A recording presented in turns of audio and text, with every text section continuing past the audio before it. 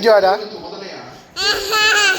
ഇഞ്ചോടാ ഇങ്ങോട്ട് നോക്കിയേ ഇച്ചാമ്പി ഇച്ചാമ്പി ഇച്ചാമ്പി ഇങ്ങോട്ട് നോക്കിയേ ഉച്ചാമ്പി നാക്കാണിച്ച നാക്കാണിച്ച നാക്കാണിച്ച് ഹൈക്കമാൻഡാണല്ലോ തീരുമാനിക്കേണ്ടത്. ഹൈക്കമാൻഡ് നിയമിച്ചാലാവാം എന്ന് പറഞ്ഞ് കൈ കഴുകാൻ കഴിയുന്നതാണോ സംസ്ഥാനത്തെ കോൺഗ്രസ് നേതാക്കൾക്ക്, മുഖ്യമന്ത്രി അടക്കമുള്ളവർ? മുഖ്യമന്ത്രി ശ്രീ വി ഡി സതീശൻ അദ്ദേഹം പ്രതിപക്ഷ നേതാവായിരുന്ന സമയത്ത് ഈ കഴിഞ്ഞ തെരഞ്ഞെടുപ്പിനെ നേരിടുന്ന സമയത്ത് വളരെ ഫലപ്രദമായിട്ട് ഉപയോഗിച്ച ഒരു പദം നമുക്കറിയാം, TUDF. അതായത് ഞങ്ങളെല്ലാം ഒറ്റക്കെട്ടാണ് എന്ന രീതിയിലത്തേക്ക് ഒരു സന്ദേശം ആ വോട്ടർമാർക്ക് എല്ലാവർക്കും തന്നെ കൊടുക്കുന്നതിന് വേണ്ടിയിട്ടാണ് അദ്ദേഹം ആ പദം ഉപയോഗിച്ചത്. ടീം ഇന്ത്യ എന്നൊക്കെ ക്രിക്കറ്റ് ടീമിനെ പറയുന്ന പോലെ TUDF. പക്ഷെ അധികാരത്തിൽ വന്ന് 3 മാസം പിന്നീടുമ്പോൾ നമ്മൾ കാണാത്തത് ഈ TUDF ഇല്ല. ആ TUDF അതെടുക്കല്ലേ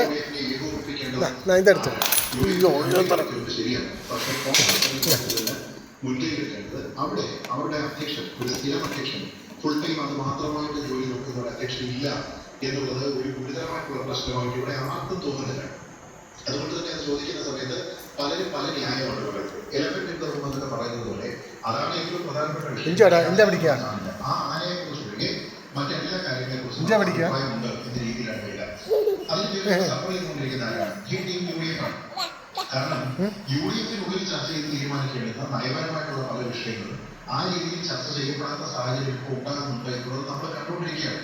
ഇപ്പൊ ബജറ്റും ആ ബജറ്റ് കൊണ്ടുവരുന്ന സമയത്ത് അതിൽ നയപരമായിട്ടുള്ള ചില പ്രഖ്യാപനങ്ങൾ ഉണ്ടായപ്പോൾ വിവാദമാണ്. അതിന് കാരണം എന്തായിരുന്നു? സർക്കാരും തമ്മിലും അല്ലെങ്കിൽ സർക്കാരും പാർട്ടിയും തമ്മിലോ പാർട്ടി മുന്നണിയും തമ്മിലോ ഒരു സമൂഹത്തിന്റെ കോർഡിനേഷനും ഇല്ല.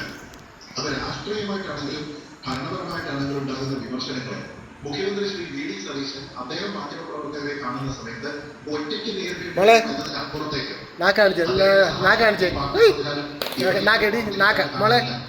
എന്തൊക്കെ വിഷയങ്ങളിലാണ്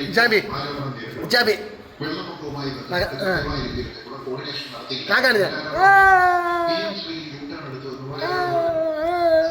ഖനനവുമായി കോൺഗ്രസിന്റെ തന്നെ പൊസിഷൻ ലോ ആൽക്കഹോൾ ബെവറേജ്